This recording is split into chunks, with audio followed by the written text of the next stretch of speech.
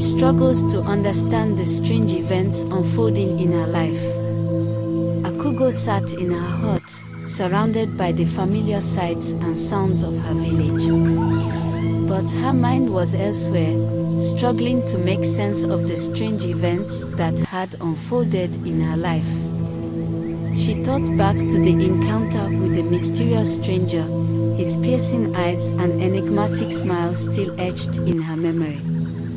And then, the white feather, a symbol of his presence, left for her to find. Akugo's thoughts swirled with questions.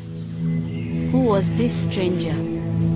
What did he want from her? And why did she feel so drawn to him, like a moth to a flame? She tried to push the thoughts aside, focusing on the familiar rhythms of her village. But they lingered, refusing to be ignored. As she went about her daily routine, Akugo felt like she was living in a dream. Everything seemed unreal, as if she was observing herself from outside her body. She tried to confide in her friends and family, but they couldn't understand what she was going through. They thought she was just tired or stressed, and offered her advice and comfort. But Akugo knew that this was something deeper. She felt like she was standing at the edge of a great precipice, staring into an unknown abyss. And yet, despite the fear and uncertainty, she felt a thrill of excitement.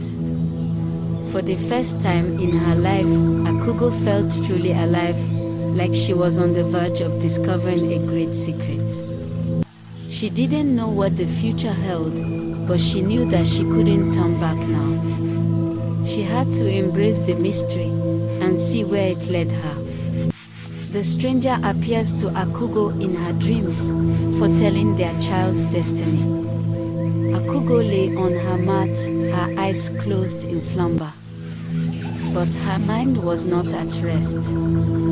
She was dreaming, and in her dream, she saw the stranger again. He appeared to her in a vast, open space, his white robe shimmering in the moonlight. Akugo felt a sense of peace wash over her, as if she had finally found a long-lost piece of herself. The stranger approached her, his eyes burning with an otherworldly intensity. Akugo, he whispered, his voice like a gentle breeze.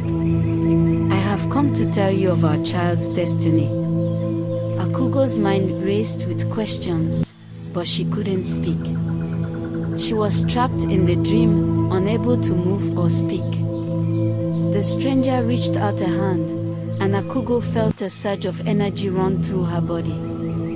Our child will be great, he said. They will bring light to a world in darkness, and hope to those who have lost it. As he spoke, visions flashed before Akugo's eyes. She saw a child with piercing eyes and a strong spirit, standing tall in the face of adversity. The stranger's voice grew fainter, and Akugo felt herself being pulled back into her body. She opened her eyes, gasping for breath, as if she had been underwater for too long. But the memory of the dream lingered, burning in her mind like a fire. She knew that the stranger's words were true, and that her child's destiny was already written in the stars. Akugo realizes she is pregnant, despite no mortal man claiming responsibility. Akugo's hands trembled as she held the small, delicate cup. She had suspected it for weeks, but dared not speak it aloud. Now, the evidence stared her in the face, refusing to be denied. The cup contained a faint blue liquid, a sign of the life growing within her. Akugo's mind reeled as she tried to comprehend the impossible. She had lain with no man, yet her body told a different story. Panic set in as she thought of her village, her family, and her friends. How would they react to this news? Would they believe her tale of a ghostly encounter, or would they think her mad or worse? Akugo's thoughts raced with questions and fears. She felt like a vessel, a mere mortal housing a power beyond her control. The stranger's words echoed in her mind. Our child will be great. But at what cost? As she stood there, frozen in shock, Akugo felt a strange sense of calm wash over her. It was as if the child within her stirred, reminding her of its presence. She knew in that moment that she would carry this secret alone, at least for now.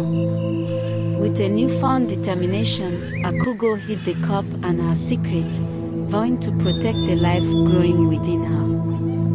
Little did she know that this was just the beginning of a journey that would change her life forever. Rumors spread like wildfire, and the villagers began to ostracize Akugo. The sun had barely risen over the village when the whispers began. Akugo's name was on everyone's lips, spoken in hushed tones and accompanied by knowing glances. At first, it was just a rumor, a hint of a possibility. But as the day wore on, the whispers grew louder and more confident. Akugo was with child, and no one knew who the father was. The villagers' reactions ranged from shock to disgust. Some claimed she had brought shame upon her family, while others speculated about the identity of the mysterious father.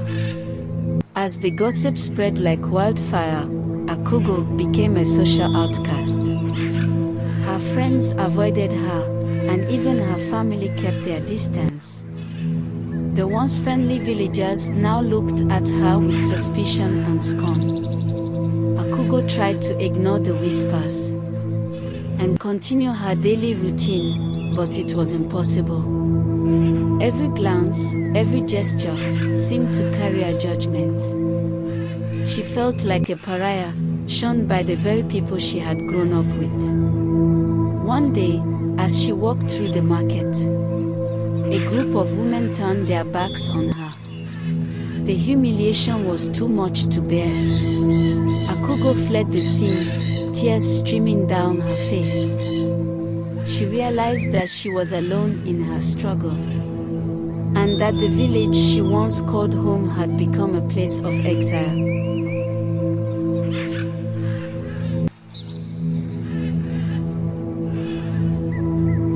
Hi everyone.